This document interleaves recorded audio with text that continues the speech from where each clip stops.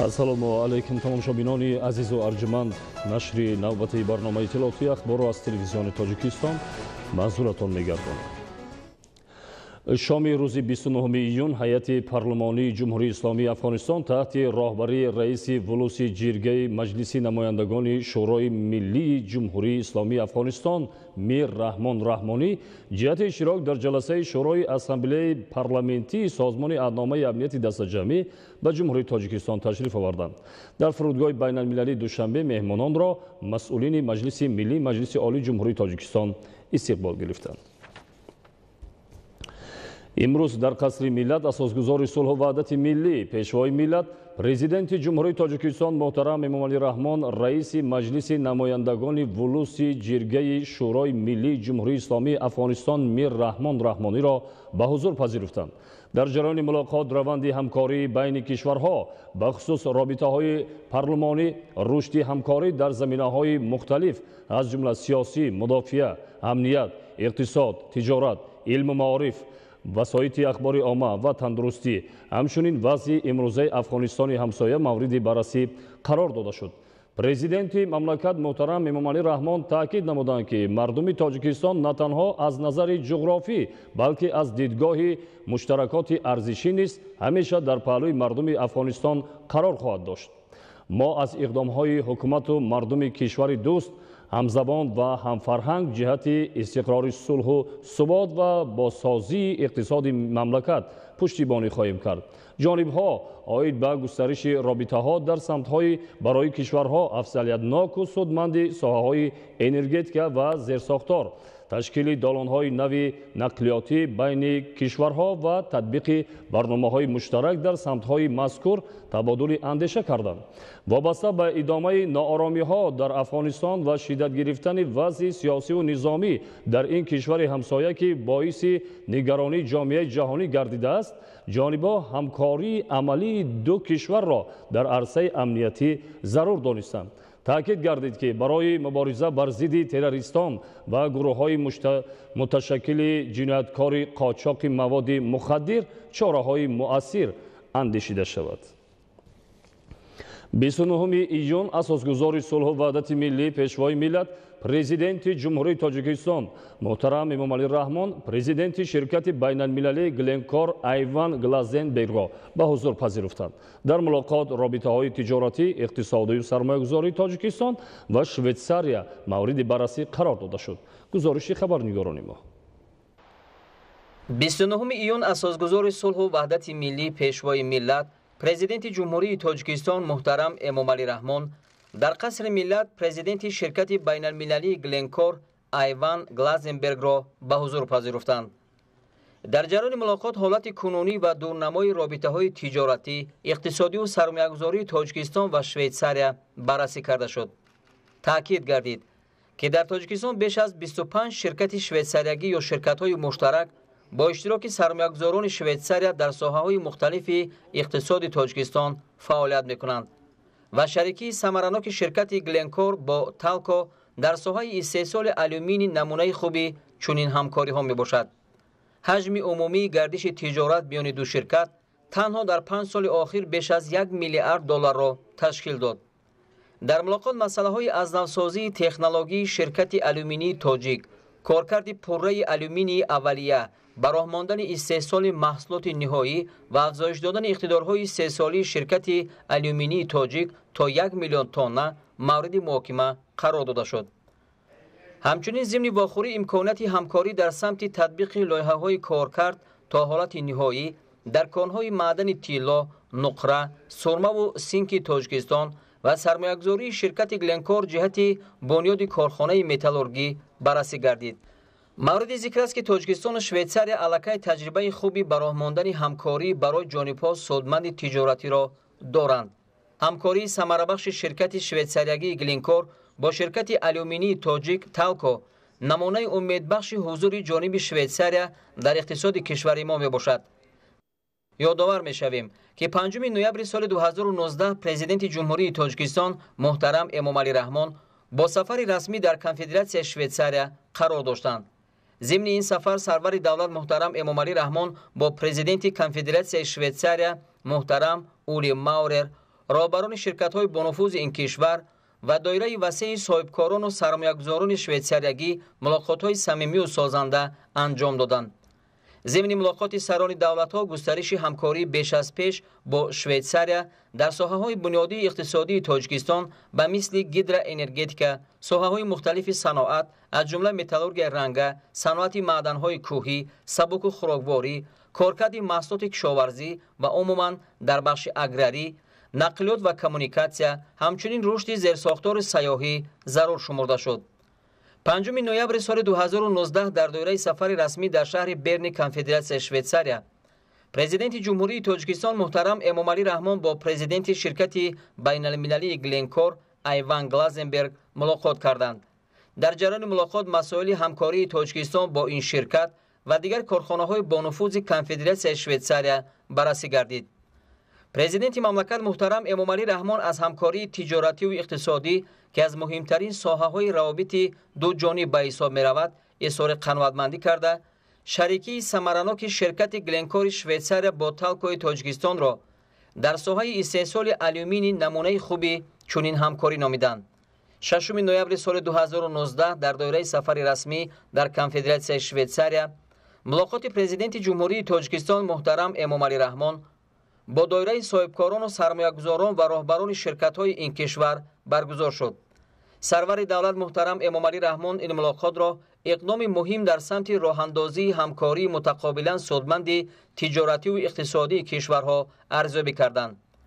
در ملاقات برای دایره وسیع نمایندگان صاحبکاری و مالیوی کنفدراسیون شویتساریا امکانات‌های فراخ همکاری و سرمایه‌گذاری در تاجیکستان معرفی گردیده میان اعضای هیئت رسمی تاجیکستان و نمایندگان دایره تاجران و سرمایه‌گذاران کنفدراسیون شویتساریا مباحثه سودمند برگزار شد. در فورم جانب‌ها در حضور پرزیدنت جمهوری تاجیکستان محترم امامعلی رحمان 3 سند نوی همکاری را به امضا رساندند. از جمله یادداشت تفاهم بین شرکت گلنکور کنفدراسیون شویتساریا و شرکت تالکوی جمهوری تاجیکستان اوید به انتقال متقابله مال و محصولات به مبلغ 1.3 میلیارد دلار آمریکایی. باید گفت که شرکت گلنکور اینترنشنال یکی از شرکت‌های بزرگترین تامین کننده مال و اشیاء خام و نادر در مقیاس جهان میباشد. در جمهوری تاجیکستان شرکت گلنکور شریک اساسی جمعیت سهامی شده شرکت آلومینی تاجیک و شرکت تالینگی تالکو منیجمنت لیمیتد میباشد. خریدار اساسی آلومینی تاجیک محسوب می‌یابد. زیاد از 10 سال می شود که جمعیت سهامی شده شرکت آلومینی تاجیک با شرکت گلنکور اینترنشنال در اساس شرطنامه‌های طرفین همکاری نموده اشیاء خام اساسی را برای استحصالات یعنی خاکه آلومینی را خریداری و فروش آلومینی اولیه توسط شرکت نامبرده عملی کرده می شود. عین زمان طبق شرطنامه عملی شونده تحویل 360,000 تن آلومینی اولیه با شرکت مذکور مورد عمل قرار گرفته ایستاده است. گذشته از این در دوره شرطنامه مبلغ‌گذاری شرکت گلنکور اینترنشنال در لایحه به کاراندازی الکترولیزورهای نوی جمعیت سهامی شده شرکت آلومینی تاجیک سهم گذاشته است. با پرزیدنت جمهوری تاجیکستان یک ملاقات پرمحصول داشتیم. در دایره ملاقات مذکور ما مناسبت‌های بین شرکت گلنکور و جمهوری تاجیکستان را بررسی نمودیم، خصوصا به مسئله همکاری‌های بین شرکت‌های گلنکور و تالکو یعنی که زواد آلومینی تاجیک اعتبار خاص داده شد.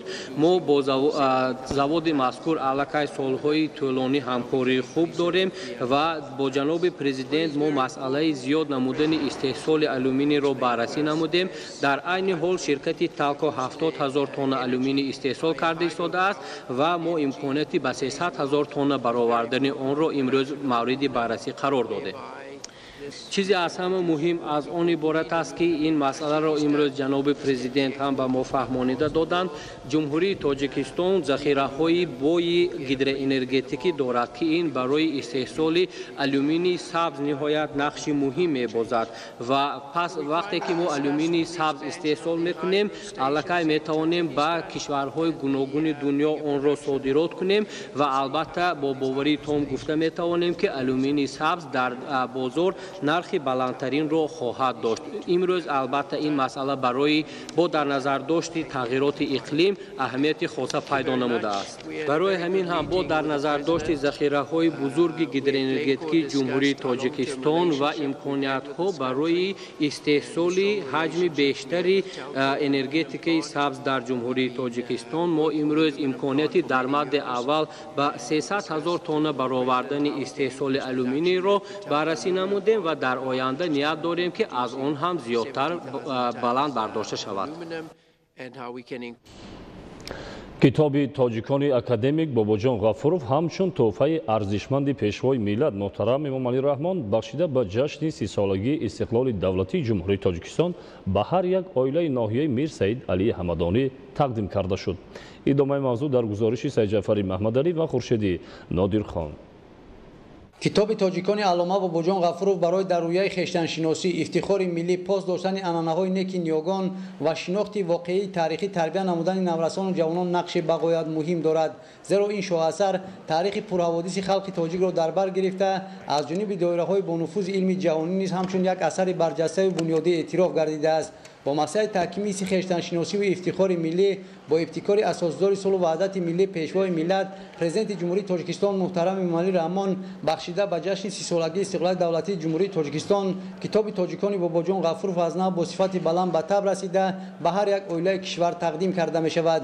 бо иқдоми ватандӯстонаи пешвои миллат шоҳасари тоҷикон аллома Бобоҷон Ғафуров ва сокинони ноҳияи Мир Саид Алии Ҳамадонии вилояти Хатлон низ дастрас гардид. аз тарафи намояндагони ҳукумати ҷумҳурии Тоҷикистон ва мақомоти иҷрои ҳукумати давлатӣ китоби тоҷикон дар ҳар як ҷамоати деҳот дар умум ба беш аз 18 000 оилаи ноҳия дастрас карда мешавад. сокинони ноҳияи Мир Саид Алии Ҳамадонӣ тақдими ин шоҳасарро тӯҳфаи арзишманди пешвои миллат президенти ҷумҳурии Тоҷикистон муҳтарам Эмомалӣ Раҳмон нисбат ба мардуми шарифи кишвар дар роҳи таҳкими пояҳои давлатдорӣ, ватандӯстӣ, ҳуввияти миллӣ, гиромидошти арзишҳои умумимиллӣ ва бархурд аз сабақи пурифтихори миллати кӯҳанбунёди тоҷик муҳим арзёбӣ карданд. дар арафаи 30-солагии истиқлолияти давлатии ҷумҳурии Тоҷикистон асари бунёдии қаҳрамони тоҷик академик Бобоҷон Ғафуров тоҷикон ба ҳар як хонавода тӯҳфа гардида истодааст. мо сокинони ноҳияи Мир Саид Алии Ҳамадонӣ аз ин тӯҳфаи гаронбаҳои пешвои миллатамон ки моро ба гузаштаи халқи тоҷик шинос менамояд бисёр шодем. китоби тоҷикони қаҳрамони халқи тоҷик аллома Бобоҷон Ғафуров ба зиёда аз 10 000 оилаи ноҳия аллакай пурра дастрас гардидааст ва тақдими ин шоҳасар ба андешаи аҳли илму адаб дар ҳар як оила дар баробари дигар ҷанбаҳои муҳим аз ҷумла баландбардоштани завқи китобхониву китобдӯстӣ, таҳкими сатҳи маънавиёти ҷомеа ва огаҳӣ ёфтан аз таърихи бою пурғановат ҳамзамон барои дар рӯяи хештаншиносӣ тарбия намудани наврасону ҷавонон нақши муассир дорад. ба истиқболи ҷашни 30-солагии истиқлоли давлатии ҷумҳурии Тоҷикистон дар ноҳияи Деваштич иншооти сатҳи иқтисодиву иҷтимоӣ бунёду мавриди истифода қарор гирифта бо ин васила даҳҳо нафар бо кори доимӣ таъмин мегарданд. аз ҷумла дар ҷамоати шаҳраки Ғончӣ бинои муосири сеошёнаи маркази савдо ва хизматрасонӣ мавриди истифода қарор гирифт. гузориши Мазбут Бобозода. ба истиқболи ҷашни бузурги умумимиллии 30-солагии истиқлолияти давлатии ҷумҳурии Тоҷикистон ва дар доираи амали солҳои 2019-2021 ҳамчун солҳои рушди деҳот, сайёҳӣ ва ҳунарҳои мардумӣ бо истифода аз маблағҳои давлатӣ, саҳми соҳибкорони ватандӯсту аҳолии эҳсонкор ҳамарӯза дар ноҳияи Деваштичи вилояти Суғ иншооти сатҳи иҷтимоиву иқтисодӣ бунёду мавриди баҳрабардорӣ қарор дода мешавад. имрӯз низ бинои хуштару зебои маркази савдо ва хизматрасонии Очаи Ҳалимахон бо шукӯҳу шаҳомати хоса мавриди истифода қарор дода шуд. иншооти муосир аз тахтхона ва 3 ошона иборат буда бо саҳми соҳибкори ватани Ҳалим Элмуродов бо маблағи зиёда аз 1 миллион сомонӣ бунёд гардид. ма ин иншоота сохтем, мана баъд аз сохтан 25 каса кор ки таъмин намудем. дар тахтхона ошхонаи миллӣ барои нишасти 40 нафар дар як вақт, дар ошонаи якум мағозаи молҳои талаботи рӯзмарраи сокинон ва дар ошонаи дуюм коргоҳи истеҳсоли нонҳои ширмол, кулчақандҳои ширин ва нони парҳезӣ барои эҳтиёҷмандон, дар ошонаи сеюм коргоҳи дӯзандагӣ бо тарҳу намуди зебову дилкаш пешкаши мизоҷон гардонда шуд. дар коргоҳи нонпазӣ 5 нафар мутахассиси соҳа бо кори доимӣ таъмин гардида ҳамарӯза зиёда аз 3000 дона нони ширмолу бомазза ва 1000 адад нони парҳезӣ истеҳсол ва дастраси сокинону меҳмонони ноҳия карда мешавад. дар ошонаи сеюм коргоҳи дӯзандагӣ амал мекунад ки ба дӯхти сарлибоси гуногуни миллии занонаву мардона ва бачагонаву кӯдакона мутобиқ гардонда шудааст. соҳибкорони муваффақ коргоҳро бо таҷҳизоти дӯзандагиву гиребон و تگمه‌شنانی معاصر مجهز گردانده 15 نفر دختران و جوانزنان بیشغل را که در بخش اگنته مهنت و شغل اهالی جمهوری تاجیکستان در ناحیه دیوشیج به قید گرفته و کورس کوتاه مدت دوزندگی را رایگان ختم کرده صاحب کسب و شهادتنامه گردیدند با کار دائمی و معاش خوب تامین نمودند. در کارگاه دوزندگان بیشتر به دوختن سرلباس یگانه و توسعه آموزگاران و طالب علمان مؤسسه‌های تحصیلات میانه عمومی در ناحیه مؤسسه‌های تحصیلات میانه عمومی در ناحیه موجود بوده مشغول گردیده مشکلات سرسانه والدین را حل می‌سازند. با تشبث صاحبکاری انفرادی در ناحیه دیوشتیج ما امروز یک بینای سه آشیانه زمانوی قامت افراخت که ما از این کارگاه بسیار خرسند میباشیم. پس از مورد استفاده قرار گرفتن بینای سه آشیانه خوشتر و زمانوی آچه حلیمه خان دیوشتیج تعداد انشاءات بنیاد و نوسازی کامل گردیده طبق نقشه چهاربینی از جانب مقامات اجرایی حاکمیت دولتی ناحیه جهت استقبال سزاوار از جشن مکرم ملت 30 سالگی استقلالیت دولتی جمهوری تاجیکستان تهیه گردیده 94% را تشکیل داد. مضبوط بابازاده از ناحیه دیوشتیج برای برنامه اخبار. در ناحیه تاجیک‌آباد مساحت کشت کارتوشکا در همه شکل‌های خواجگیداری زیاد کرده می‌شود. الکی زمین‌های وادی کارکردی بین قطارها انجام یافته دهقانان به آبمانی میدان‌های کارتوشکا مشغول می‌باشند. گزارش دیگولی محمود از ناحیه تاجیک‌آباد. اگر سالهای گذشته مساحت کشت کارتوشکای خواجگی‌های کشاورزی ناحیه تاجیک‌آباد همگی 665 گکتار را تشکیل کرده باشد، پس این رقم در سال جاری برای زیاد نمودن استحصال محصولات و در این زمینه باز هم بهتر نمودن تامینات بازارهای جمهوری با کارتوشکای خوشصفت در همه شکل‌های خواجگیداری میدان کشت افزایش می‌یابد. این حال باشد در قسمت زمین‌های پایانی اجرای کشتی کارتوشکا در زمین‌های مخصوص گردانیده شده با پورگی برآمده شده است. کشتی اجرای کارتوشکا باشد در زمین‌های بلندکوی ناحیه این حال رفت کشتی اجرای کارتوشکا ادامه دارد. برای در مهلت پیشبینی شده انجام دادن معرکه کشتی کارتوشکا ستاد ناحیوی فعالیت داشته. تکنیک‌های مرکز خدمت رسانی در محل بوده اداره جمهوری اگرالیزینگ و صاحبکاران محلی در جماعت‌های دهات وابسته شده بود. این است که با توصیه عالمان ساحه دهقانان صاحب تجربه زمین‌های کشاونده را در نوبت اول 2 مرتبه خوشصفت شدگار کرده بعداً از حساب تخمی‌های خوشصفت کارتوشکا کاشتند تا حاصلناکی زمین‌ها باز هم بهتر گردد. کشت کارتوشکا در ناحیه تاجیک‌آباد هر سال در 2 مرحله گذرانیده می شود، زیرا بیشتر زمین‌های کشباب از سطح بحر در موضع‌های بلنکو جایگیر بوده. معرکه کشت و کار در حدود جماعت‌های دهات شیرین چشمه و لنگریشاه دیرتر فرا می رسد. کارتوشکا کاری یکی از ساحه‌های اساسی و پیشبرنده اقتصادیات ناحیه تاجیک‌آباد به شمار رفته. اهل زحمت هر یک خواجگی از زمین‌های در اختیارشان بوده عاقلانه و ثمرناک استفاده می‌برند تا به افزایش میدان کشت و زیاد نمودن استحصال محصولات نائل شوند، زیرا در شرایط کوهستان یگانه واسطه پیشبرنده روزگار مردم و سرچشمه درآمد اساساً از ساحه کشاورزی وابستگی زیاد دارد. موجود بودن مساحت زمین‌های حاصلخیز کارتوشکا و جلب تکنیک‌های کشاورزی یکی از عامل‌های اساسی سریع وقت انجام دادن معرکه کشت به جا آوردن قاعده‌های اگرتکنیکی و آبمانی شبانه روزی اساس رشد ساحه به شمار رفته. دهقانان شهرتمند ناحیه تاجیک‌آباد جد و جهد دارند تا سال جاری از زمین‌های در اختیارشان بوده حاصل فراوان نان دوم را استحصال کنند. ایدیگولی محمود دادرجان میرزازاده برای برنامه اخبار از ناحیه تاجیک‌آباد. برنامه اخبار را ادامه می‌دهیم. با مقصد تأمین طرز حیات سالم، پیشگیری از بیماری‌های سرایتی و عملی نمودن تدبیرهای ترغیباتی در بین اهالی، کارمندان ساحه طب و مرکز تشکیل طرز حیات سالم در ناحیه باباجان غفوروف در دهات ناحیه ساکنان را معاینه نموده همچنین کارهای فرماندهی می‌گذرانند. گزارش محمود احمدزاده و الیاسی باباجان. در دهه زرکان جماعت دهاتی به نام اسماعیل حمزه‌علیف ناحیه باباجان غفوروف بیش از 200 عائله زیست و زندگی می‌نمایند و در اینجا خانه سلامتی دهه موجود است که پزشکان عائلوی به قیدگیری و نظارت مادران حامله، معاینه کودکان، پیرانسالان معیوبانро ба роҳ монда ба аҳолии деҳа хизмати тиббӣ мерасонанд.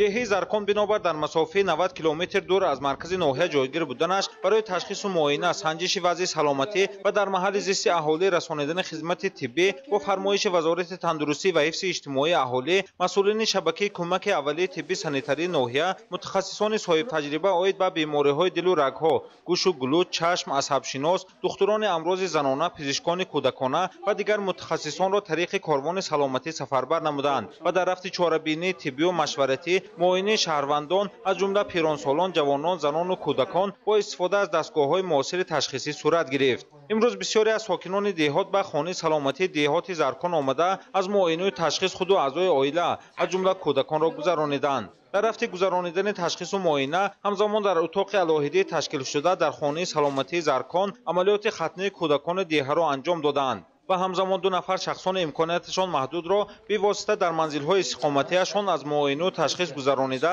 барои идомаи табобат, беҳтар намудани вазъи саломатиашон роҳха доданд. ба андешаи сокинон чунин тарзи қабул дар маҳалли зист, санҷидани вазъи саломатӣ ва додани машварату маслиҳати тиббӣ оид ба пешгирии бемориҳо ба шаҳрвандон, беморон имконият медиҳад ки роҳи дароз тай кардаю то маркази шаҳру ноҳияҳо нарафта дар маҳалли зисти худ аз ин имконият истифода мебаранд ки аз чанд ҷиҳат сарфаи вақту маблағ ба онҳо мусоид мебошад. мутахассисон омада истода мана корвони саломатӣ гузаронида шудем ки дар инҷо аҳолии деҳотро аз муоинаи тиббӣ табибони гуногун соха гузаронида бемороне ки ғайри сироятӣ дарёфт шуданд барои солимгардонӣ маслиҳатҳои муфид дода шуд. дар рафти гузаронидани корвони саломатӣ аз ҷониби роҳбарияту кормандони маркази ташаккули тарзи ҳаёти солим дар ноҳияи Бобоҷон Ғафуров байни аҳолии деҳа оид ба нишонаҳои пайдоиши бемориҳои сироятӣ, имин будан аз беморӣ, солим нигоҳ доштани худу фарзандон, тарзи истеъмоли ғизо, машғул шудан ба варзишу тарбияи ҷисмонӣ, корҳои фаҳмондадеҳӣ гузаронида шуд. ҳамзамон ҷиҳати огоҳии аҳолӣ аз хатари эҳтимолияти гирифтор шудан ба бемории сироятии коронавирус ки дар як қатор кишварҳои ҷаҳон боиси ташвишу паҳншавии беморӣ гардидааст фаҳмонида, дар ҷойҳои серодам, даромадгоҳи кӯчаҳо ва назди манзилҳои истиқоматӣ варақаҳои огоҳнамоӣ ва тавсиявии Вазорати тандурустӣ насб карда шуд. ба андешаи масъулини соҳаи тибби ноҳияи Бобоҷон Ғафуров, ин тадбирҳо маҳз ба хотири имин нигоҳ доштани аҳолӣ аз гирифторшавӣ ба бемориҳои сироятӣ ва тарғиби тарзи ҳаёти солим дар ҷомеа анҷом дода мешавад. маҳмуд аҳмадзода, Илёси Бобоҷон, ноҳияи Бобоҷон Ғафуров барои барномаи ахбор. бинандаҳои арҷманд, ин буд барномаи иттилоотии ахбор. танзиҳату хонобод бошед.